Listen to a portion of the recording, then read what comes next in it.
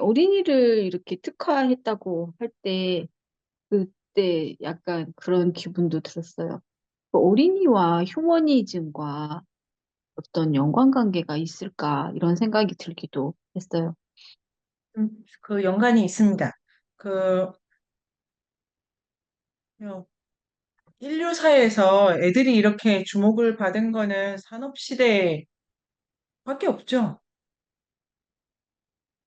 애들이 애들은 뭘 한 게 없어가지고 그 인류학의 장래 이런 거 죽음과 오른손 이런 책을 보면은 애들이 죽지 않습니까? 그리고 태어나서는 안 될 애들이 죽을 때 그럴 때 이제 빨리빨리 막 이렇게 버리고 처치처치 이렇게 하기 바쁜데 노인이나 그 가문의 큰 사람이는 죽어서는 안 되기 때문에 뭐 이렇게 하죠. 근데 그 필립 아리에스가 쓴 아동의 탄생이라는 책이 있습니다. 그 책에 어린이기의 출현을 설명하고 있는데요. 그 책은 필립 아리에스라는 그 역사가가 서양 회화에서 어린이가 그려지는 것을 분석을 이렇게 해 들어갑니다. 그러면 그 전에 브리겔이라는 뭐 그다음에 여러 작가들이 회화에서 애들을 그릴 때, 천사를 그릴 때라든지, 뭐 아니면은 사이즈를 그냥 작게 하든지, 그러니까 특히 브리겔은 민속적인 요소도 되게 많아가지고 필립 아리에스가 여러 번 언급하고 있는데요. 근데 그런 게 아니면은 아동기가 거의 특화가 안 되는데, 이 산업화 시대에 들어오면은 그 아이의 복장이 여성 부르주아의 복장이랑 이렇게 오버랩이 되면서 그 다음에 애만 출연하는 게 아니라 늘 젊고 이렇게 정숙한 엄마랑 같이 나오면서 이런 방식으로 아동기를 특화하는 과정이 산업사회의 가족관과 맞물리게 되는 과정을 보여주는데 일생의 아동기를 특화시키려면은 전체 인생을 아동기, 청년기, 장년기, 노년기로 나눠놔야 됩니다. 그래야 하나를 특화시킬 수 있어요. 이런 거 참 재밌죠. 우리가 사과가 맛있어? 이 말을 하려고 해도 과일 전체의 프레임을 갖다 쓸 수밖에 없다. 그러니까 대상 하나를 보고 전체를 제고해야 되는 게 필요한데, 이, 어, 이게 구조적 접근 방법이라고 할 수가 있죠. 감이라는 단어를 생각하려면 기읍, 니은, 디귿, 리을, 미음 전체가 아와 맺을 수 있는 관계를 통찰해야 감 하나를 선택할 수 있다. 이래서 그 배치 전체 프레임을 함께 생각하라고 하는 사고방법을 구조주의라고도 말하는데요. 그런데 아동기를 특화하려면 아동기만 본 게 아니라 실은 일생을 나눈 거예요. 양적으로. 그게 작동을 한다라는 게 놀라운 거죠. 아동기가 중요한 게 음, 아니고 인간의 삶을 시간적으로 계열화시킬 수 있다가 근저에 작동하는 거고 목표는 아동기가 아니고 아동기가 이제 연속하는 거죠. 청년기, 이게 연속 개념을 쓰는 겁니다. 연속 개념을. 그런데 백설공주만 해도 연속 개념을 쓴다고 보기가 어렵죠. 그리고 우리가 인류학에서 하는 무문자 사회의 통과 의례 같은 걸 보면 연속이 아니라 불연속이지 않습니까? 이 애가 엄마 자식인데 숲에 갔다 오면 바로 어른이 돼요. 그러면 엄마가 자기 자식으로 보는 게 아니라 마을의 동등한 구성원으로 보면 이거는 불연속을 쓰는 건데 아동기를 특화했다는 거는 인간의 삶을 그 하나의 단선적 연속체로 본다는 상상력이 들어간 거고. 그런데 인간을, 인간의 생애 주기를 수적으로 정량화시킬 수 있다는 게 이상한 거죠. 너무 그거는 젠더 선생님 그 세미나를 하셨겠지만, 왜냐면은 성에 따라서 생애 주기가 같지가 않지 않습니까? 남성이랑 여성을 같은 나이대에 묶어갈 수가 없죠. 생리를 시작하는 시기, 그 다음에 사냥꾼으로 인정받는 시기가 다 다르고, 그 다음에 남자일 경우에는 생식 능력이 좀 더 길게 가는데 여자는 빨리 끊기지 않습니까? 그거에 상대적으로.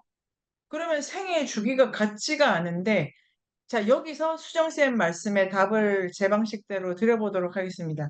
아동기가 특화된다는 것 자체가 엄청난 인식의 지각 변동이 일어나는 거고, 이 지각 변동이 의미하는 바는 인간이라고 하는 걸 하나의 보통 명사로 취급하게 되는 것을 의미하는 거네요.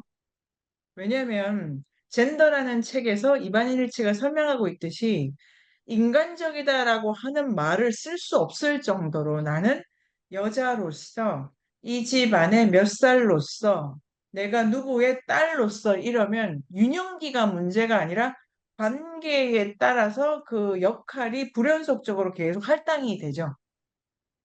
그런데 지금 아동기가 특화됐다는 것 자체는 남성, 여성 포함해서 어떤 직업군이든 어떠한 계층이든 간에 휴먼이라고 하는 보통 명사의 단위에서 바라보게 된 거고, 이럴 때 휴머니티라는 말이 굳이 요거만 딱 떼가지고 영상 찍어도 되겠네요.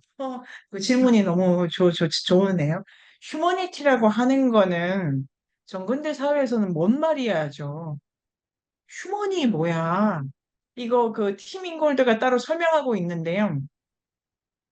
휴먼이라고 하는 원래 후무스에서 나왔대요. 그게 뭐 부식토인가?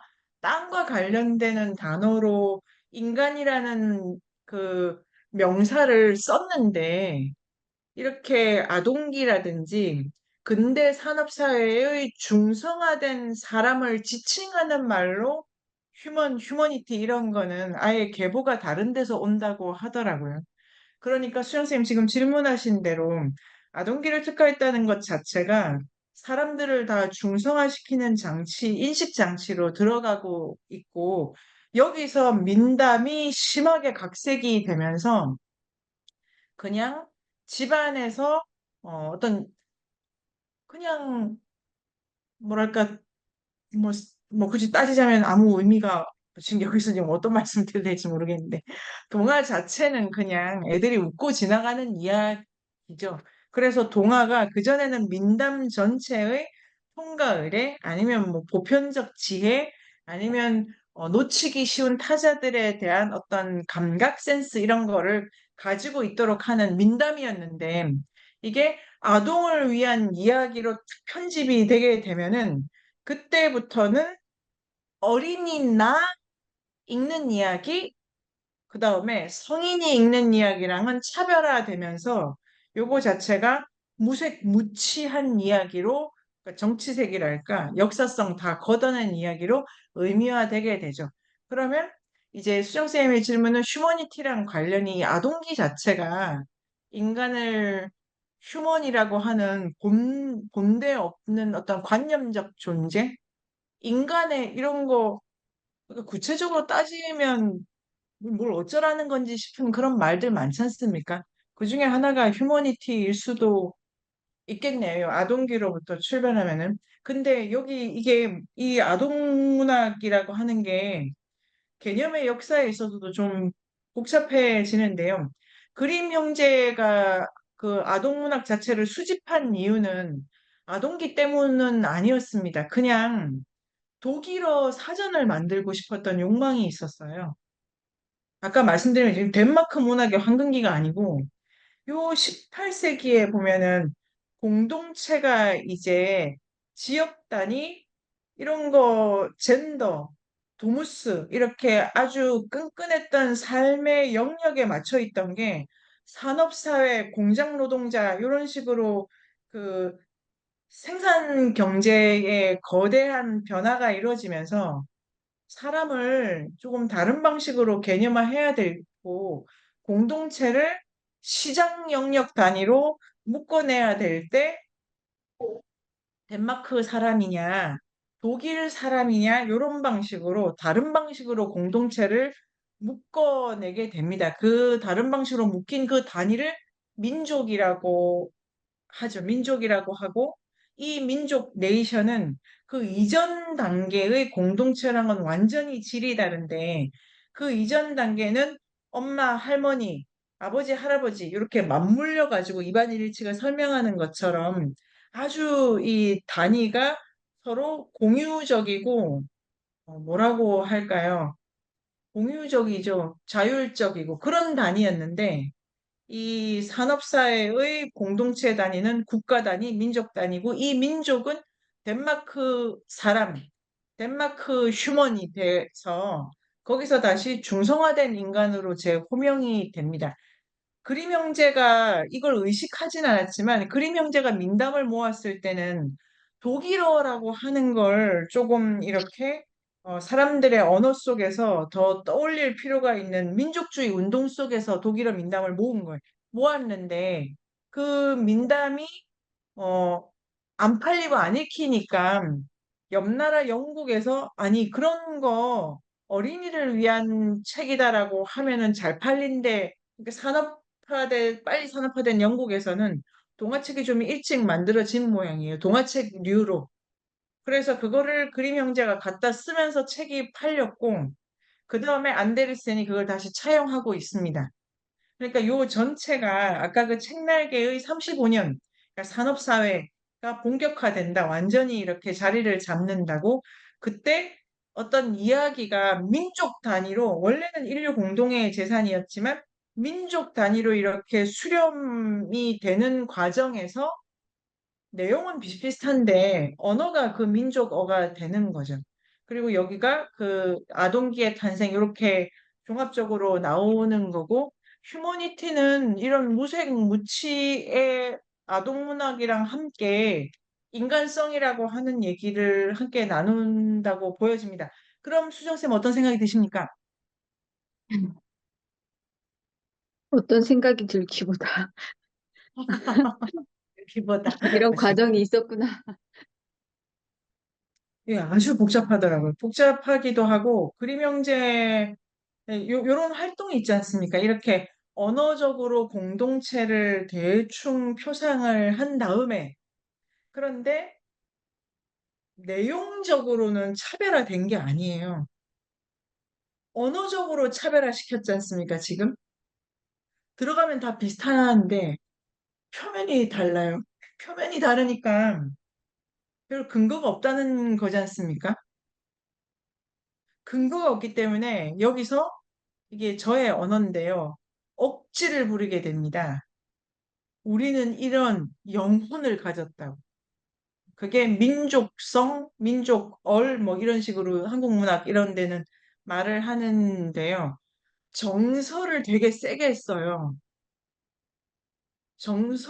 정념적으로 이 표면적 언어가 주는 그, 아니, 언어가 다른 것 자체는 아무 의미가 없잖아요. 이거 다르다. 근데 이 고유함과 특별함을 정서적으로 확 끌어주는 장치를 쓰게 돼서 그때부터는 이런 말을 하게 됩니다. 이 언어를 뭐라고 하자 이렇게 덴마크 엄마 말이야. 뭐 요런 이제 이런 방식으로 담론화 작업이 이렇게 사람들이 집단적으로 해내는데요. 그러니까 정서를 되게 쓰면서 정서 공동체로 민족을 가져가게 됩니다를 개인적 차원에서도 쓰게 됩니다. 어떤 정서를 강하게 끌어당기는 걸로 나의 느낌을 가져가는 인간화 작업이 있습니다. 그게 근대 소설이 주로 하는 건데요. 정서를 자기라고 생각하는. 근데 안데르센에게 그런 게 지금 매우 강하게 올라와 있죠. 아까 아름답다. 이게 되게 주관적인 거지 않습니까? 그 다음에 흰 비둘기가 난다. 아니, 이거 미야자와 겐지는 그렇게 안 쓰겠죠. 미야자와 겐지는 흰 비둘기가 어디에 있고 뭘 먹고 이렇게 접근해 가는데 지금 안데르센은 마음에 들어갔더니 비둘기가 난다. 아니, 마음도 이게 지금 되게 정서를 세게 쓰는 동화인 거예요. 근데 이게 돌이켜보면은 이게 이제 또 지금 우리가 읽은 거 여러 가지를 복기해 보면은 정서를 세게 쓰는 게 그 주로 전설을 세게 쓸 때 요정이 나와. 뭐 이런 것도 그냥 지금 그냥 다 추측인데요. 검산을 해보면 재밌겠죠. 반면에 우리가 좋아했던 그 그린란드 얘기 있지 않습니까? 요른릴?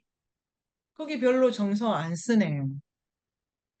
그러니까 그린란드 그게 정설별 그러니까 이게 되게 이야기되는 거를 분석을 할 때 정념을 되게 강하게 쓰면 정념은 확인할 길이 아니 그 여기 우리가 읽었던 그 동화 중에 쇠병정이랑 나무 그 춤추는 언니 불에 타 죽는 거 있지 않습니까? 제가 그거 보고 이거는 정말로 안동화적이네.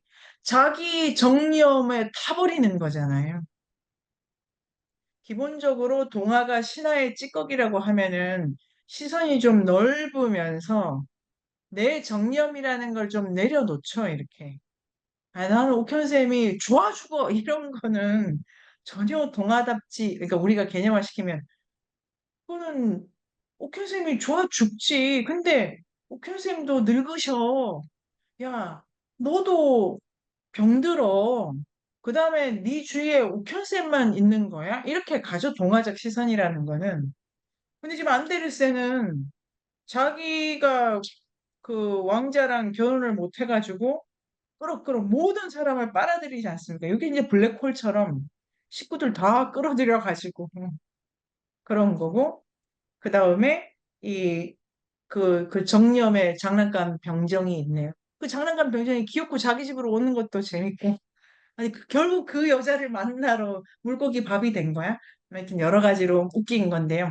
이런 방식으로 정념이 되게 강한데 수정쌤의 질문을 종합을 해보면은 이 정념이 강하다는 걸로 자기를 느끼는 요 메커니즘은 어떻게 생각하십니까, 여러분? 혹시 느끼신 적이 주체할 수 없는 이런 거? 우리 수정쌤은 어떠신지요? 정념으로 자기를 느껴가는 사고 체계가 신화에 거의 없고 그림 형제 동화집에 거의 없습니다. 빨간 망토 쓴 개가 정념에 빠져 있는 건 아니고 그러니까 이 각색을 더 분석해 보면은 안데르센이랑 그림 형제랑 두 분이 동시에 쓰는 그 예를 들면 그 오빠 날개옷 같은 거 있지 않습니까?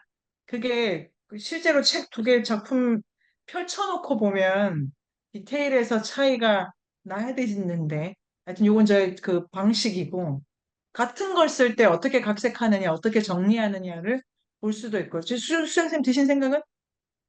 그러니까 정념에 사로잡히고 정서에 이게 세게 휘몰아칠 때의 그 감정들의 그런 뭐 따라오는 것들이 생각해보게 되는 것 같아요. 뭐 연민 같은 거 그런 거. 네네네. 그 보통은 국민국가는 정서 공동체죠, 정서 공동체. 정서로 다른 공동체랑 대립을 해요. 그러니까 답 없는 얘기지 않습니까? 그러니까 축구 경기로 대립하잖아요.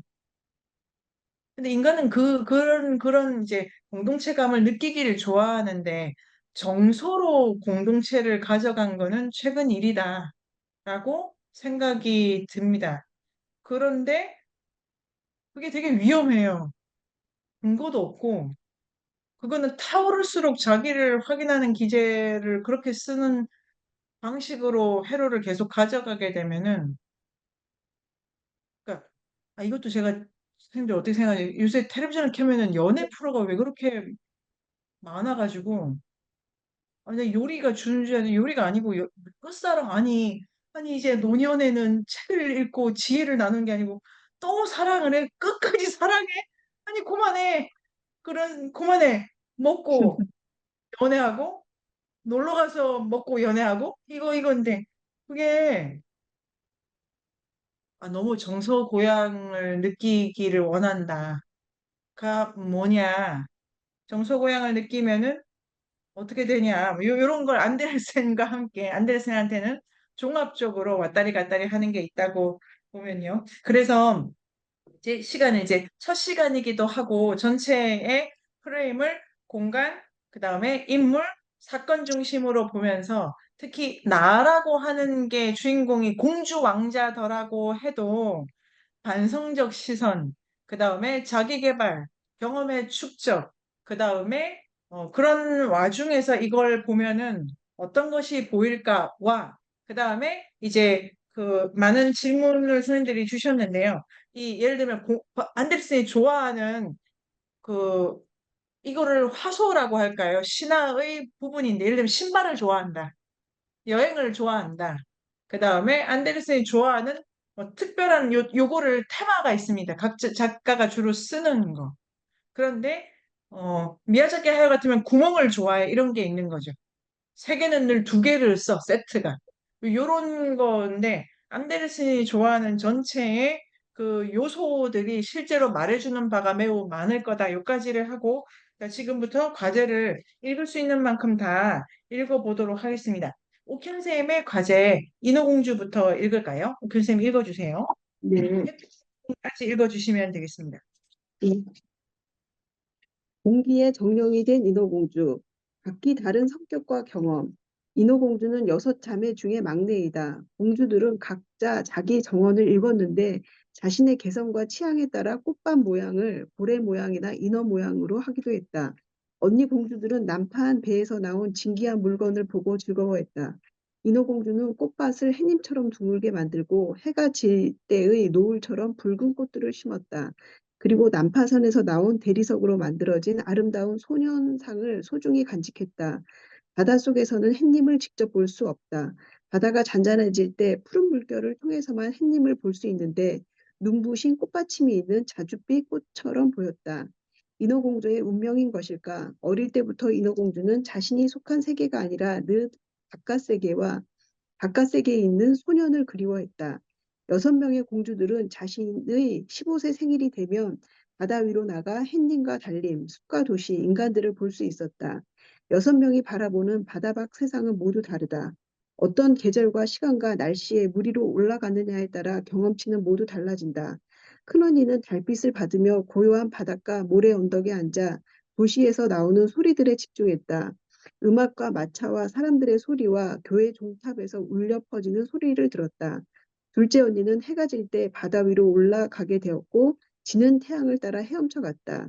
셋째 언니는 바다와 만나는 강을 따라 헤엄쳐 올라가 새들이 지저귀는 숲을 만나고 물장구 치는 아이들을 만났다. 그때 무엇인지 모르고 작고 검은 동물이 다가와 사납게 지저댔다. 겁이 많은 넷째는 바다 한가운데에 앉아 수평선과 하늘과 지나가는 배들을 감상했다. 생일이 겨울인 다섯째는 새하얀 빙산들이 떠다니는 바다와 마주했고 인간의 배들은 빙산을 피해 운행하고 있었다. 인어공주가 바다 위로 올라갔을 때 왕자의 배를 만났고 배 안에서 왕자의 생일잔치가 벌어지고 있었다.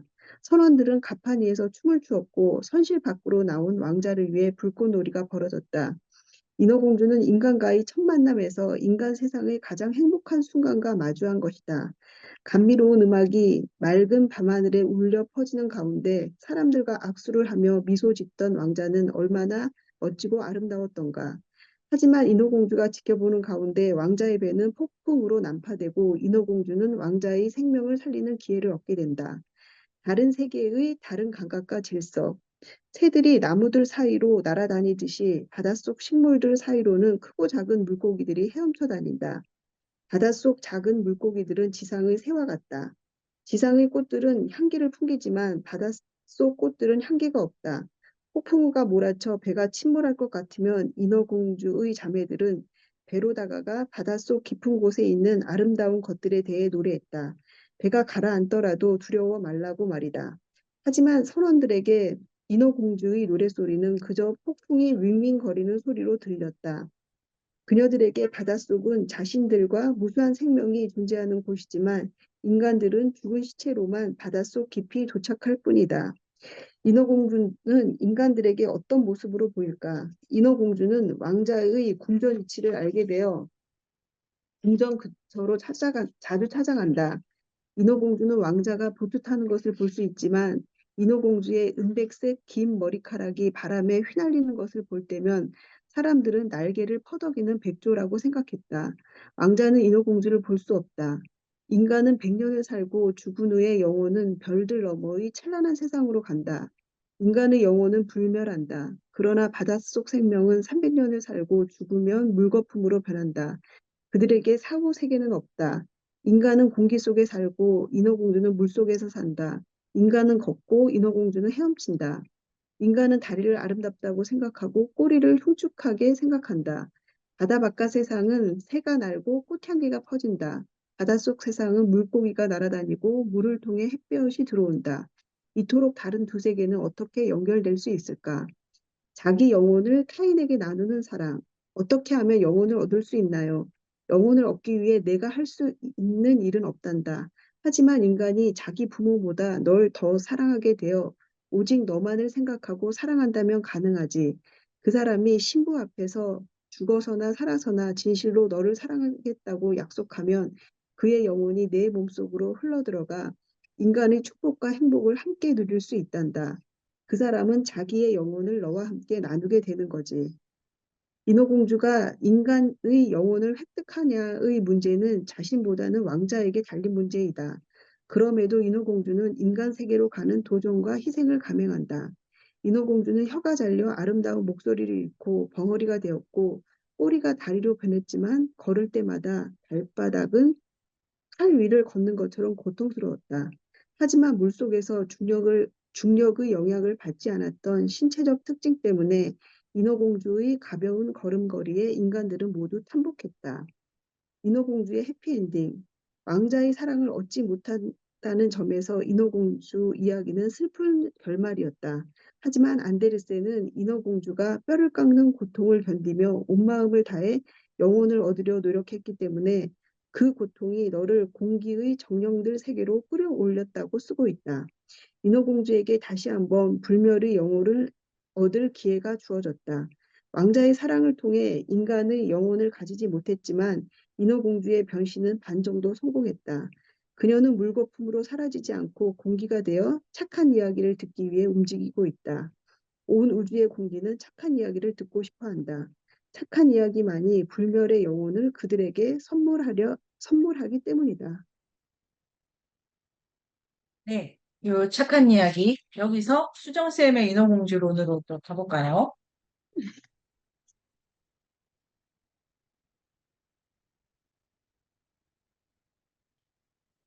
안데르센은 세상은 온통 살아있는 것들의 이야기라고 말하고 있다. 그의 동화에는 바람도 돌도 꽃도 살아있고 말을 한다. 그는 천국의 정원에서 바람의 동굴에 사는 부풍의 입을 빌어 좋은 일은 다른 사람의 입을 통해 들어야 한다고 말하는데 이는 좋은 이야기는 입으로 입으로 계속 전해지며 생명력을 얻는다고 하는 것 같다. 천국의 정원에 등장하는 불사조는 수백 년 동안 자신이 살아온 이야기를 부리로 입에 새겨 넣어 천국의 정원 공주에게 전해주라고 한다.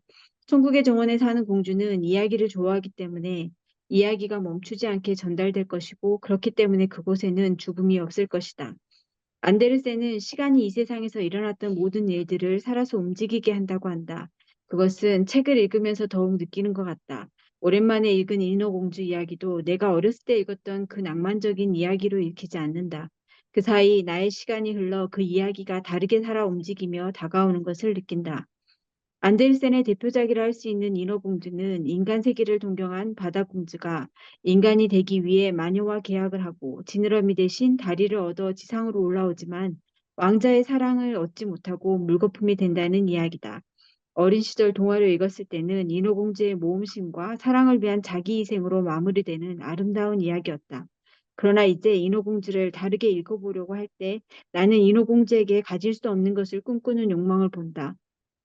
불가능한 영역으로 나뉜 존재와 이룰 수 없는 사랑에 빠지고 그를 통해 불멸을 꿈꾸는 존재가 되려하는 모습에서 자기를 부정하는 모습을 본다.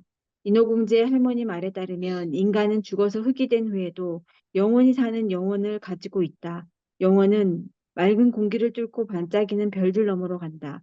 인어공주가 물 위에 떠올라 인간 세계를 보듯이 인간들은 그들이 있는 곳을 떠나 더 멀리 올라가 반짝이는 별들 너머로 간다. 인어공주는 인간처럼 불멸의 영혼을 얻고 싶었다. 지상을 동경하고 더 나아가 그 위 지상 너머에서 반짝이는 별이 되고 싶었다. 자기가 있는 곳에서 더 멀리, 더 높이 올라가고 싶었다.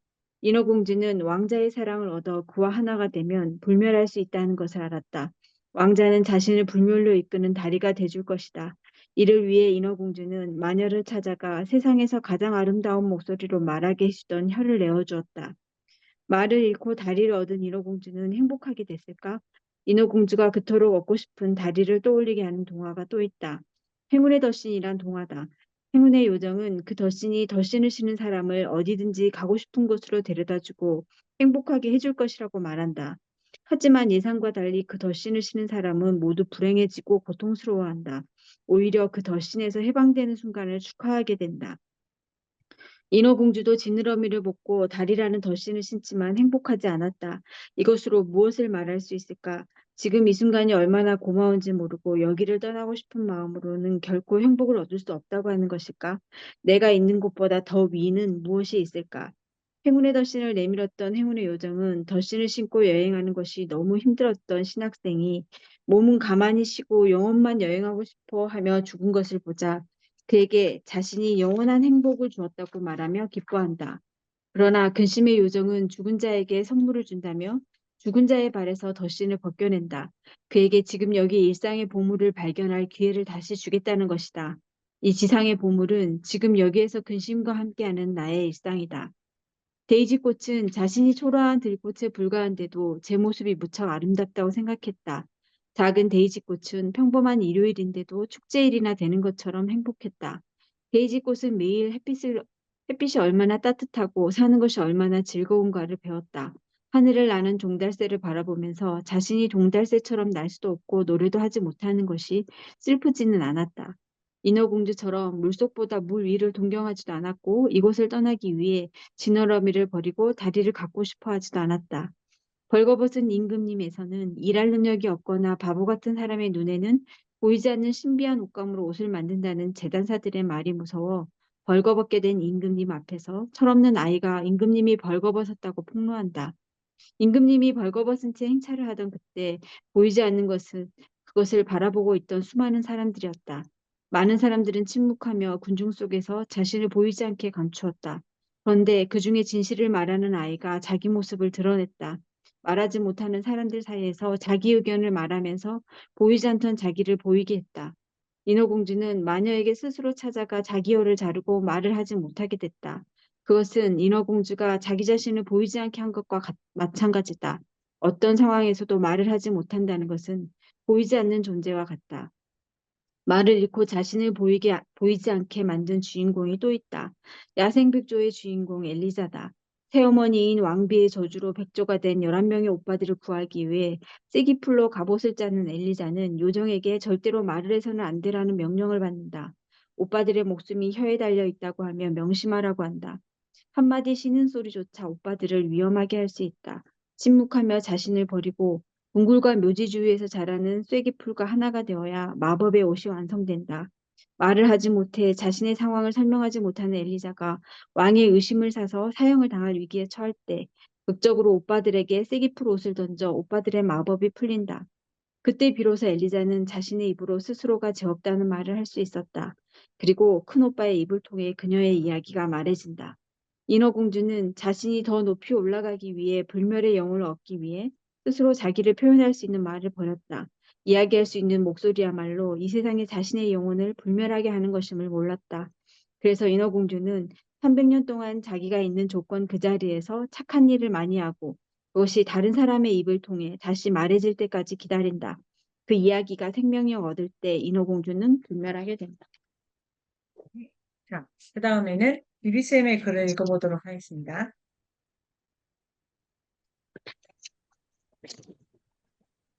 쑥박죽 동화 탐구, 구멍 속으로 깊숙이 들어가 보라고. 안데르센은 동화에 어른들이 이해할 수 있는 심오한 의미가 들어 있으며 의미를 모르는 아이들도 흥미롭게 줄거리를 즐길 수 있다고 말한다. 앞으로 어떤 일이 일어날지 모른 채 사건의 줄거리를 따라가는 것 자체로 즐거운 일이며 다 듣고 난 이야기에 어떤 의미가 숨어 있는지 풀어야 할 신비로 남겨진다. 대수롭지 않게 지나친 사물들의 숨은 뜻이 담겨 있었음을 깨닫는 것이 추리의 묘미다.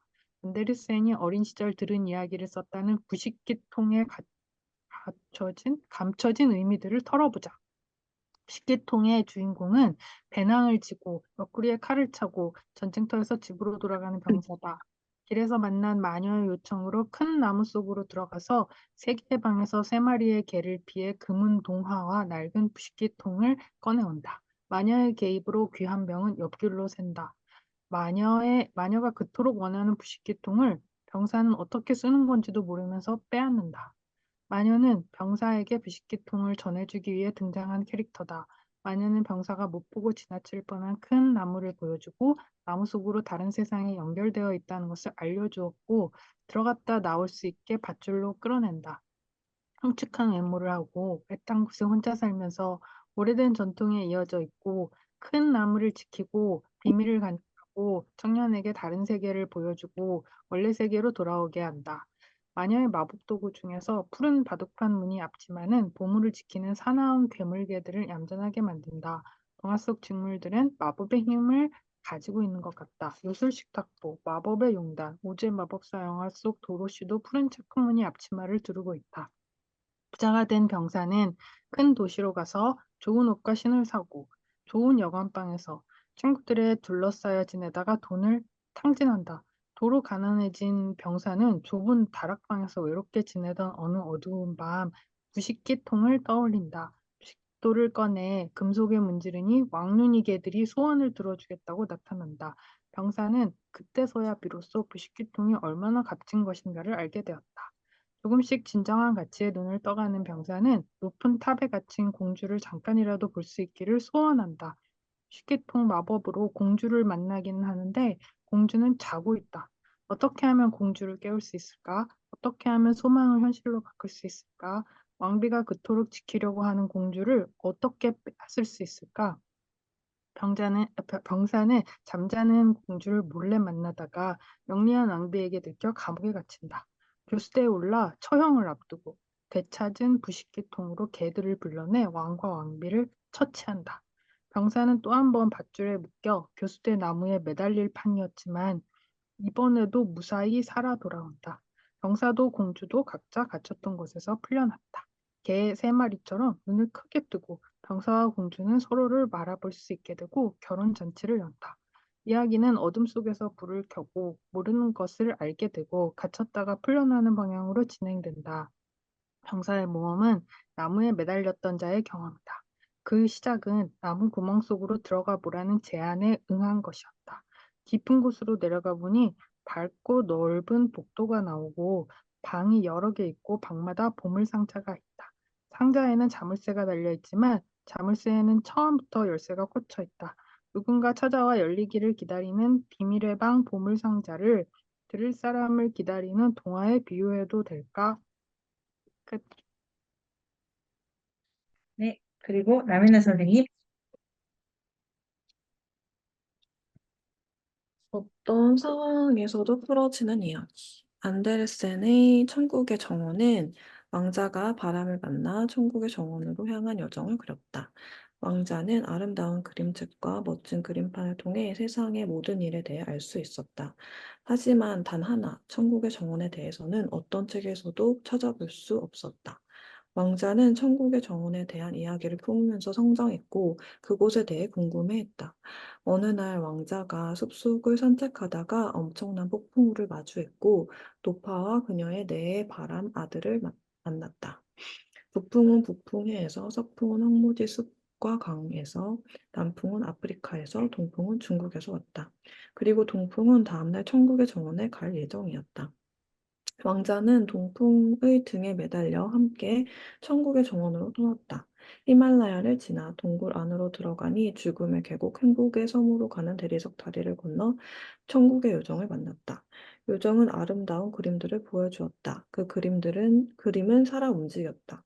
그리고 배를 타고 알프스 산맥, 뉴올랜드, 피라미드, 스핑크스, 북극광 세계의 신기한 광경이 펼쳐졌다. 왕자는 이곳에서 영원히 살고 싶었다. 이곳에서 살기 위해서는 매일매일 요정의 입술에 입을 맞추고 싶은 유혹을 이겨내야 한다. 입을 맞추면 바로 땅속 깊이 가라앉고 슬픔과 불행이 시작된다. 왕자는 자신이 아담처럼 죄를 짓지 않겠다고 장담하면서 동풍을 떠나보냈다. 하지만 첫날 저녁에 왕자는 죄를 지어버렸다. 천국의 정원은 상대적 가치와 절대적 가치 사이에서 헤매는 인간을 보여준다. 상대적 가치는 관점주의를 보여준다. 북풍이 왔을 때 왕자는 불 가까이 가지 말라며 동상에 걸린다고 했다.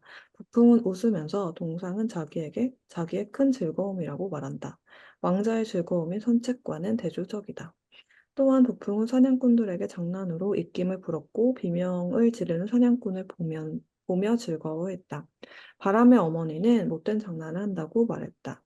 왕자가 동풍의 등을 타고 동굴 안으로 들어가면서 얼음 속처럼 추웠지만 동풍의 날개로 추위가 사라졌다. 즐거움 온도는 관점에 따라 달라진다. 반면 안데르센은 아름다움 앞에서 무력한 인간을 묘사한다. 인간 왕자는 자기는 아담처럼 죄를 저지르지 않으리라고 확신한다. 자신은 강한 의지가 있고 단순히 아름다운 요정을 바라볼 수 있다고 생각한다. 왕자는 여기까지는 죄가 아니라고 개선한다. 첫날부터 바로 유혹에 넘어가 입을 맞춘다. 며칠 견디는 장면도 없이 바로 첫날부터 유혹에 넘어간다는 건 인간의 의지를 회의적으로 바라보는 안데르센의 시각이 느껴진다. 독자가 왕자를 보면서 단 하루도 버티지 못한다고 어리석다고 생각하는 것은 왕자가 아담을 향해 자신은 다를 것으로 생각하는 것과 다르지 않다. 안데르센 동화를 읽으며 가장 많이 나온 표현은 바로 아름다움이다. 현대 시대는 아름다움은 상대적이고 시대마다 취향마다 다양하다고 생각한다. 동화를 읽으며 안데르센은 아름다움을 절대적 가치라고 생각하지 않았을까 추측한다. 가장 아름다운 책, 아름다운 목소리, 아름다운 요정 등등. 이런 것들에 매혹되는 왕자의 모습은 결국 모든 인간의 특성을 보여주는 것이 아닐까? 아름다움 앞에서 인간의 의지는 꺾일 수밖에 없는 것일까? 안데르센은 이야기와 시간은 인간에게 가장 중요한 가치라고 말해준다. 왕자가 책을 보면서 읽었던 이야기, 할머니의 이야기, 바람아들이 돌아와서 하는 이야기, 요정이 듣고 싶어하는 불사조 이야기, 성경을 통한 아담의 이야기 등등 많은 이야기가 전해 내려왔다. 요정이 보는 요정이 보여주는 아담과 이브의 유리창 속에서 그림들이 살아 움직이는 장면에서 시간만이 할 수 있는 일이었다라고 말한다. 이야기한다는 건 기억을 해야 하고 기억은 시간의 변화를 겪어야만 생긴다. 행복하던 죄를 짓던 관에 들어가던 슬픔에 빠져있던 시간에 매달려 있는 인간임을 기억한다면 더 많은 이야기를 풀어낼 수 있다. 네. 이 글을 잘 이제 토론은 다음 주부터 이렇게 계속 올 학기가 안데르센이니까요. 글 쓰는 거에 대해서 잠깐 말씀을 드려도 될까요? 자, 연아 쌤이 여기서 그 글은 그냥 일이관지하면 끝입니다. 처음부터 끝까지 메시지가 하나만 살리면 글이 됩니다. 그거를 그 연재를 또 우리가 하기 때문에 놓치지만 않으시면 되면 내가 할 얘기는 이거다. 지금 내 편의 글이 공이 이거다. 이게 논거가 주장이 없어도 돼요. 일단은 난 이 얘기 한다가 안 선명합니다. 그거를 선명하게 하는 첫 번째 방법은 선생님들 글을 쓰시잖아요. 이 과제를 이거 전날에 끝내야 돼. 이거 딱 하루만 땡기면은 진짜로 제대로 갈 수가 있어요. 급하게 하면은 안 되는데 지금 글을 고치실 때 첫 번째 문장을 나는 이 말을 한다. 여기 첫 번째 문장 글의 첫 번째 문장에 주제문을 써보는 걸로 요거를 고쳐볼까요? 뒤에 안 맞아도 아무 상관이 없어요. 그게 제일 쓰기 어렵거든요. 그러니까 지어내고 뭐 그냥 주장하자예요. 그게 자, 그 다음에 이제 연하쌤의 글을 가지고 연습을 지금 마지막 거리니까요. 안데르센이 상대주의자인가 절대주의자인가 이렇게 읽힙니다. 연하쌤의 잠정적 결론은 절대주의자네요. 그러니까 제가 읽으면 선생님의 글을 제가 읽으면 그러니까 그는 독자의 문제인데 연하쌤은 그냥 첫 번째 문장을 안데르센은 절대주의자다. 이래야 내가 써야 될 그러니까 글은 아는 걸 쓰는 게 아닙니다. 쓸 수 있는 걸 쓰는 것도 아니고 써야 될 것을 구상하는 능력에 달려 있습니다. 훈련을 할 때에는.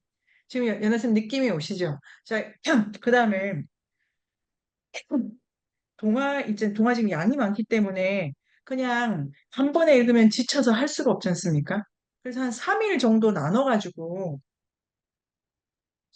4일 정도로 그냥 나눠가지고 하루에 70페이지 정도 읽는다. 요것만 목표를 두고 가야 됩니다. 이 공부 자체가 몰아서 할 수가 없고. 그러면 나머지는 연하쌤, 이게 그 엄마로서 상대주의적인 것과 절대주의적인 것 가지고 생각할 만한 게 뭔가를 찾아내는 거예요. 안 찾아지더라도 한 번 몇 가지 장면만 떠올리면 뭐, 그러니까 바다 키울 때 상대적인 거예요, 절대적인 거예요. 이런 거에 떠오르는 몇 개만 어, 찾아놔야 돼요. 글을 쓰는 게 되게 작업을 많이 해놔야 되는 일 같아요. 자, 그럼 유리쌤 같으면 이 산책자, 걷는 자, 농부로서 이 바람에 이 나의 발, 뭐 여러 가지가 유리쌤한테 있으실 텐데요.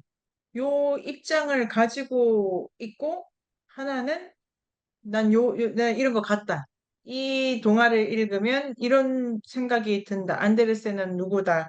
나는 이런 주장을 한다. 자, 그래서 글로는 제일 첫 번째 문장에 이거 그러니까 다 쓰시고 난 다음에 한마디 고치시는 겁니다. 글을 완성하려면 그걸 무한 반복으로 고치면 되는 거고 일단은 연습을.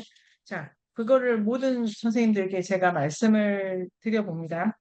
그 다음에 어, 두 번째는 동화를 읽는 방법인데요. 하나는 우리가 이 오늘 전체 틀로 지금 그러니까 메시지 말고 이거 유리쌤이 보신 것처럼 반복되는 뭔가가 있다, 장치가. 그걸 분석을 하는 겁니다. 그걸. 왜 반복이 될까? 그러니까 거기서 입장을 가지고 쓴다 이런 게 있고 마지막으로 하나는 이 유리쌤의 과제를 보면서 제가 생각이 들었는데요. 레비스트로스가 신화를 읽는 방법은 대칭성을 발견한다. 그냥 이런 건데 그게 뭐냐면은 높이 올라간 장면이 있으면 밑으로 내려오는 장면이 있다. 이게 끝이다. 이런 겁니다. 깜깜한 데 있었다면 밝은 데 있게 된다.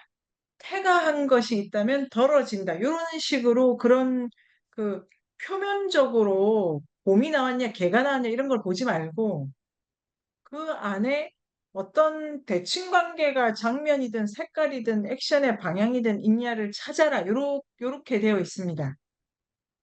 자, 바꿔 말하면은 구멍 속으로 깊숙이 들어가라라고 하는 거는 레비스트로스식의 도법을 찾으면은 올라가는 얘기가 어디 있다 이런 거죠. 이제 이게 마지막으로 제가 이 말씀 드리는 거는 안데르센의 동화도 어쨌든 자아에 대한 얘기를 많이 하긴 하지만 이야기인 한에서 동화적 차용을 한다는 거는 관계적 사고를 한다라고 보고 어 제가 지금 어떤 느낌이 드시냐 그렇게 제가 그 예를 더 들면은 입을 다무는 거는 레비스트로스식의 해석에 따르면은 그냥 구멍을 막는 거예요. 구멍을 막혀. 그러면 동화 안에서 뭐가 찢어져 있어야 돼요. 그러면 이게 이런 독법도 있고 이거를 발전시켜 보면은 이 소녀가 계속 피를 흘리고 있잖아요. 그 쐐기풀을 만지고 있잖아요. 피를 흘리고 있지 않습니까? 그러니까 어 나가는 거는 나가고 막히는 거는 막힌다. 요런 방식으로도 생각을 또 해볼 수가 있다라고 말씀을 드려봅니다. 그래서 입을 왜 막는 걸까라고 하는 거는 동화 분석에서 진짜 할 게 많은데요.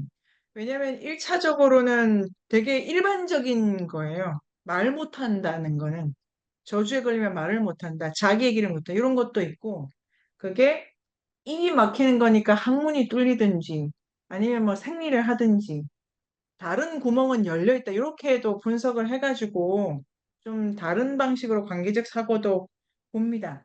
그래서 구멍 깊숙이라고 하는 유리쌤의 첫 번째 제목 있잖아요. 어디 깊이 들어간다는 거는 반드시 그 이야기 끝에 넓은 데로 확 나와야 되기 때문에 아까 그 안데르센이 큰 보폭으로 움직인다, 망원 렌즈 쓴다 이런 것도 있는데 율쌤이 잘 보신 것처럼 이렇게 초점을 맞춰가지고 파는 것도 적지 않이 있다고 찾아볼 수도 어, 있고요. 그 다음에 그 동화 분석이기 때문에 줄거리를 우리가 좀 요약할 때 있지 않습니까?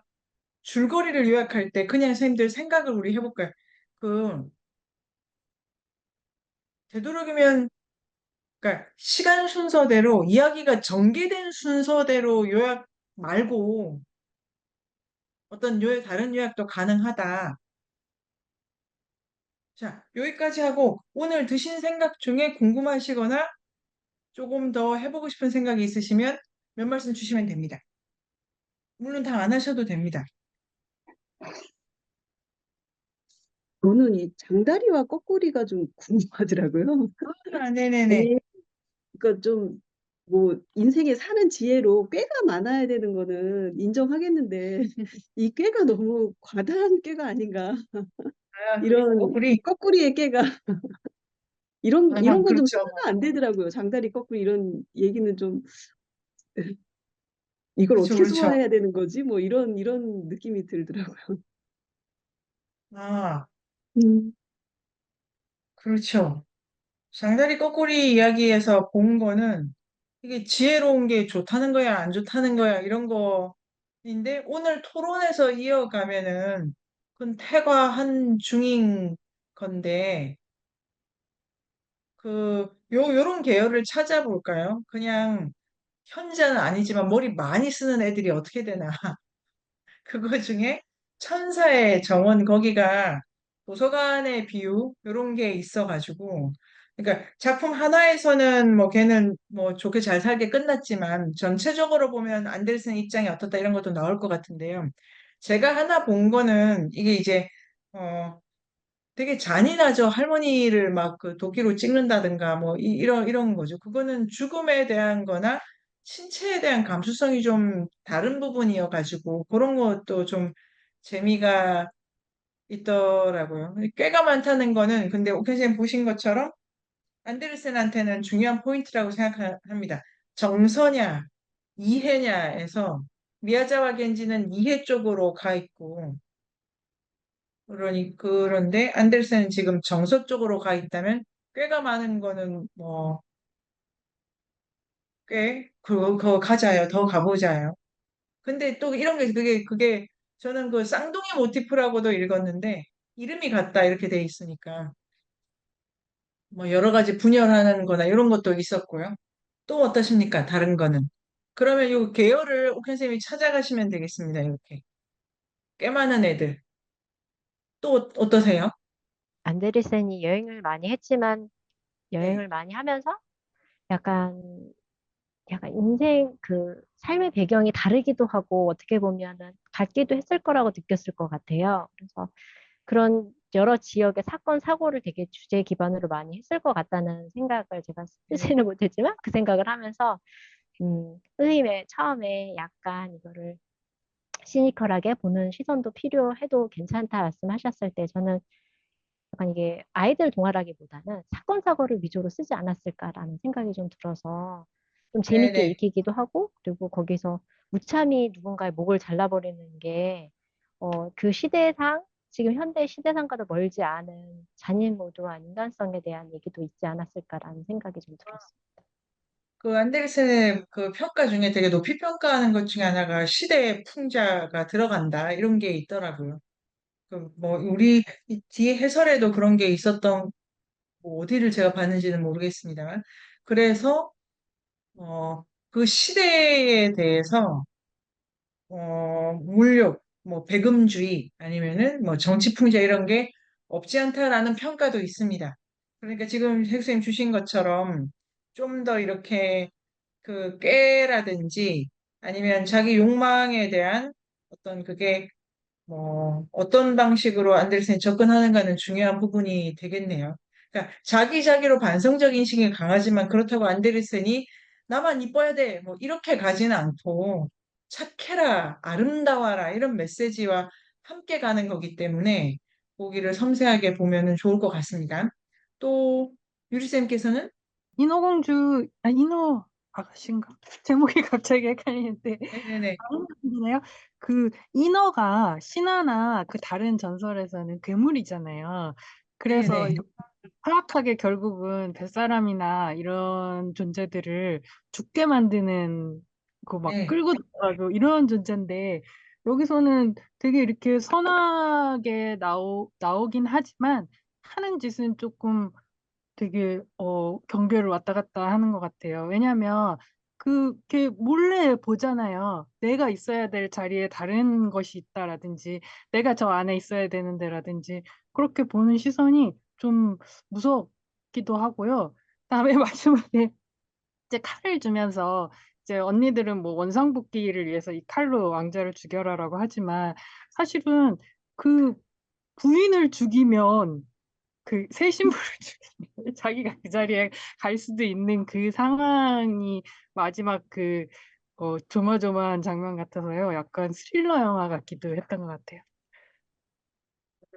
되게 이렇게 보는 것이 그 관음증 같기도 하고 섬뜩하다는 거, 그 해석이 너무 좋고, 지금 그 유리쌤 보신 그거는 되게 좋은 것 같은데, 괴물이라든지 그런 표상이 있잖아요. 악마라든지 괴물이라든지 좀 무시무시한 그 반인반수라든지 이런 형상이 숲 이야기에는 늘 있다. 아니, 있었다. 그런데 마녀라든지 요런 걸 안데르센이 다루는 방식이 너무 소프트할 수도 있고 아니면 그 유리쌤 지금 보신 것처럼 정말로 공포스럽고 무서운 일이라는 거에 대한 안데르센의 해석이 어디서 이루어지는지 그런 거를 좀 찾아볼 필요가 있겠네요. 좀 그 장면은 인상적입니다. 괴물 자체가 무서운 존재였는데 그렇다기보다 어떤 태도, 어떤 그 사고방식 자체에서 무서움을 본다는 거는 좀 더 찾아볼 만한 부분인 것 같아요. 그런 분석. 연하쌤 어떠십니까? 네, 어떤 건데 교훈적이기도 하고 어떤 거는 좀 자기 파멸적이기도 하고 그래서 네네. 저는 이제 이걸 자기 의지, 그러니까 저는 안데르센이 좀 의지적인 거를 비웃는? 약간 내가 뭐 할 거야 이런 거를 비웃나? 약간 네네. 이렇게 생각했거든요. 인어공주도 사실은 뭐 300년 동안 그렇게 되지만 그거 자체를 엄청 결말을 결국에는 그렇게 해서 자기가 막 노력하고 의지적으로 막 고통을 감내하고 막 이렇게 돼도 어쩔 수 없이 그럴 수밖에 또 더 노력해야 되고 뭐 그 노력은 끝이 없다 이렇게 얘기하는 게 오히려 저는 이렇게 자기계발적이라기보다는 회의적이고 인간의 의지는 한계가 있어 넌 한계가 있어 약간 이렇게 보여준다고 저는 해석했었는데 또 다르게 해석하는 게 신기하기도 했었고 앞으로도 어떤 이야기들을 어떻게 이제 틀을 잡아가면서 읽어야 할지 이런 거를 오늘 많이 배운 것 같아가지고 그거 좋네요. 그 노력을 해, 더 노력을 해, 죽을 때까지 노력을 해 하는 자기계발 서사로 인어공주를 볼 것인가, 해도 안 돼, 끝내 안 돼, 이런 걸로 볼 것인가 되게 중요한 부분이고, 뒤에 그런 인물을 많이 보게 될 것 같습니다. 그거를 연하쌤이 읽어가시면서 결론을 보시자요. 수정쌤은 어떠십니까?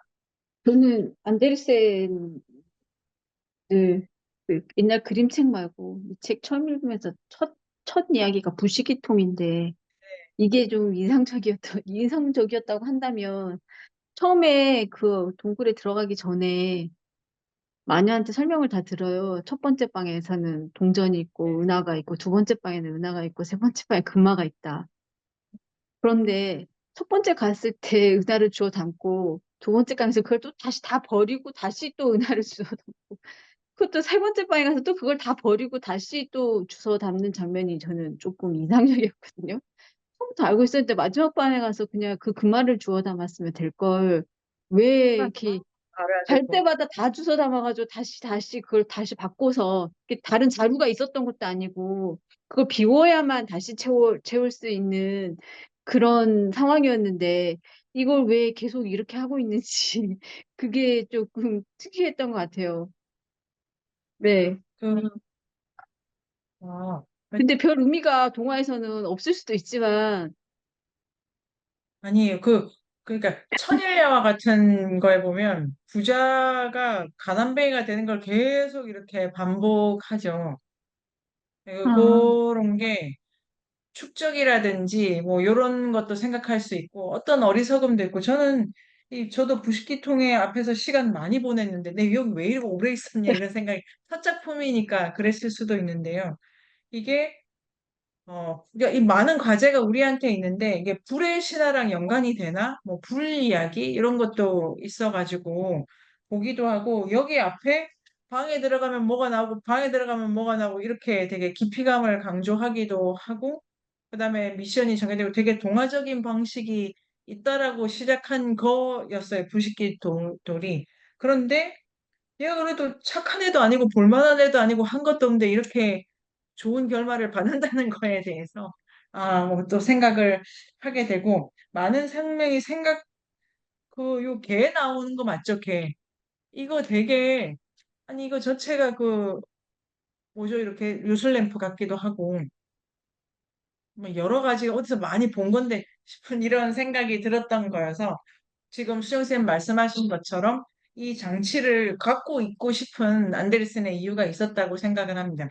전체적으로 테마도 있고 이제 이 다음부터는 엄청난 반복이기 때문에 여기서 가닥을 잘 잡아가지고 나는 요런 주장을 좀 해보고 싶다. 요런 게 있으면 좋겠고 하나는 그걸 나는 약을 다루는 사람으로서는 요 장면과 좀 그러니까 억지로 찾아내야 됩니다. 그래야 본격적으로 내 글을 쓸 수 있으니까 그 작업까지 조금 가져갈 수 있게 해보고 다음 주에 만나요. 인류학의 숲으로 초대합니다. 인문세닷컴에서 만나요.